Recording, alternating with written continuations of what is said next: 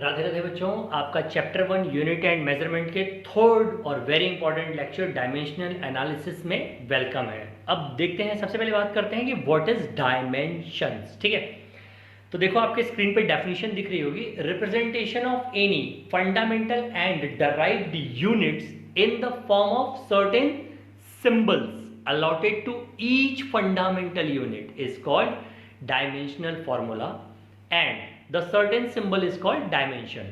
मतलब क्या है बच्चों इसका, कि हम किसी भी फंडामेंटल या डराइव्ड यूनिट को ना कुछ स्पेसिफिक सिंबल्स के फॉर्म में रिप्रेजेंट कर सकते हैं। ठीक है, अब वो स्पेसिफिक सिंबल्स जो होते हैं ना, वो एक्चुअल में डराइव्ड यूनिट के नहीं होते, वो फंडामेंटल यूनिट के ही स्पेसिफिक सिंबल्स होते हैं और बाद में हम उनको जोड़ के गुणा करके तोड़ मरोड़ करके अपने अकॉर्डिंग और उनको हम रिप्रेजेंट कर देते हैं। ठीक है, तो चलिए, हमने 7 फंडामेंटल या बेसिक यूनिट्स देखी थी, बाकी की 2 सप्लीमेंट्री यूनिट्स थी। सो अभी हम 7 फंडामेंटल यूनिट्स के बारे में बात करेंगे एंड बेसिक यूनिट्स के बारे में बात करेंगे। ठीक है, तो आप देखो serial number 1 that is mass. Mass को हम कैपिटल M से रिप्रेजेंट करते हैं डायमेंशंस के फॉर्म में। ठीक है, टाइम को कैपिटल T से, करंट को आप I या A दोनों में से किसी से रिप्रेजेंट कर सकते हो। I is for current, A is ampere जो कि करंट का एक यूनिट है। ठीक है, तो आप उससे रिप्रेजेंट कर सकते हो।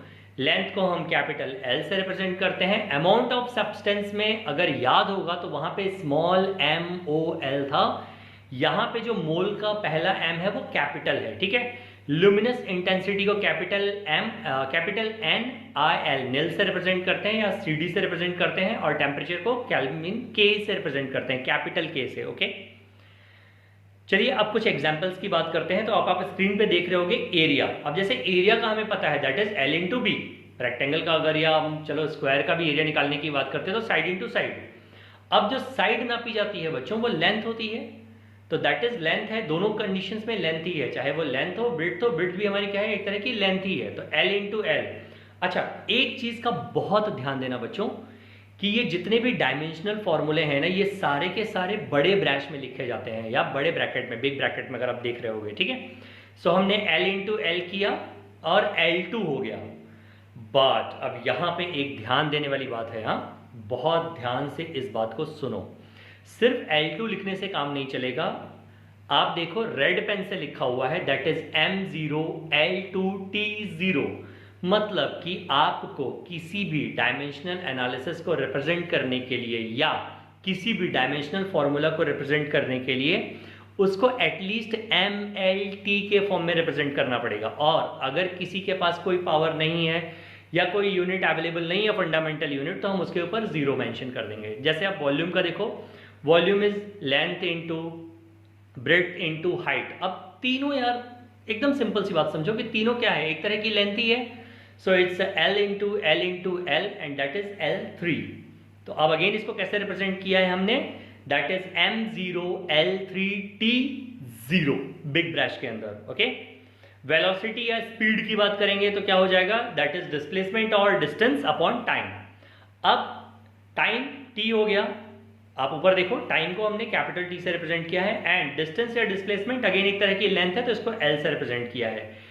T हमारा नीचे था, ऊपर गया तो T -1 में कन्वर्ट हो गया, that is LT -1। But again that is M0 LT -1। और मैं चाहता हूं कि जब आप ये वीडियो देख रहे हो ना, तो साथ ही साथ आप लिखने की प्रैक्टिस करो, क्योंकि ये याद रखो बच्चों कि आप किसी चीज को कितनी बार लिखते हो या कितनी बार प्रैक्टिस करते हो वही इंपॉर्टेंट है, और वही आप एग्जाम में करके आओगे।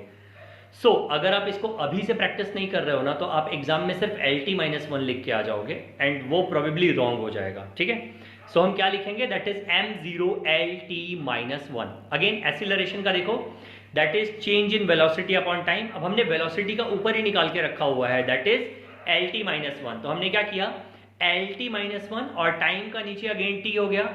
अब नीचे वाला T वापस ऊपर गया तो वो एक और -1 में कन्वर्ट हो जाएगा, तो वैल्यू हो जाएगी दैट इज LT -1 एंड इसको रिप्रेजेंट करेंगे M0 LT -2। फोर्स के बारे में बात करेंगे। फोर्स का फॉर्मूला होता है that is mass into acceleration. Mass को हम M से रिप्रेजेंट करते हैं। आप लेफ्ट साइड में देखो, मास पहला सीरियल नंबर 1 दैट इज मास को हमने कैपिटल M से रिप्रेजेंट किया हुआ है, तो M। और एक्सीलरेशन अगर आप देखो तो हमने LT -2 ऑलरेडी निकाल के रखा हुआ है, तो दैट इज MLT -2। वर्क की बात करेंगे, work is equal to force into displacement. Force का हमने अभी ऊपर निकाला mlt माइनस 2 और डिस्प्लेसमेंट अगेन डिस्टेंस, तो दैट इज l। तो फॉर्मूला क्या हो जाएगा, डायमेंशन एनालिसिस फॉर्मूला या डायमेंशन फॉर्मूला क्या हो जाएगा, that is ml2t minus 2। Power की बात करेंगे, that is work upon time. अब यहां पे देखो बच्चों ml2t माइनस 2 है और नीचे टाइम है t, t वापस ऊपर गया तो एक और पावर माइनस की बढ़ जाएगी, तो that is ml2t minus 3। Density that is mass upon volume. अब यहां पे देखो बच्चों टाइम मिसिंग है, t नहीं है, ठीक है, तो मास की जगह पे m आ गया, वॉल्यूम की जगह पे L3 आ गया, ml3 हो गया। लिखने के टाइम पे ml माइनस 3t0 लिखेंगे, ओके। टॉर्क के केस में बात करेंगे, that is force into distance, mlt minus 2 into l, तो that is ml2t minus 2। Linear momentum के केस में बात करेंगे, that is mass into velocity, तो that is m into lt minus 1 and mlt minus 1। अच्छा, अभी हमने एक और यूनिट के बारे में बात करेंगे, एक्स्ट्रा ऐड करते हैं, दैट इज चार्ज। तो charge is equal to current into time. Current को मैंने पहले ही बोला था कि हम a या I किसी से भी रिप्रेजेंट कर सकते हैं, तो that is a into T, T A हो गया। जब रिप्रेजेंटेशन की बारी आएगी तो that is m0 l0 t a लिख सकते हो, या कुछ बुक्स में या कुछ अगर टीचर्स आपको ये बताएं कि m0 l0 t i, तो ये भी करेक्ट है बच्चों, ठीक है, 100% करेक्ट है। सो यहां पे हमने एक basic dimensions and dimensional analysis के बारे में स्टडी कर ली है। हम आगे और भी क्वांटिटीज के बारे में स्टडी करेंगे। कुछ क्वांटिटीज हमारे पास ऐसी भी हैं जिनका डायमेंशनल फॉर्मूला होता ही नहीं है, तो हम उनके बारे में भी अभी आगे बात करेंगे, और फंक्शंस ऑफ डायमेंशनल एनालिसिस के बारे में बात करेंगे, बट वो हम नेक्स्ट लेक्चर में बात करेंगे, ठीक है। चलो बच्चों, राधे राधे।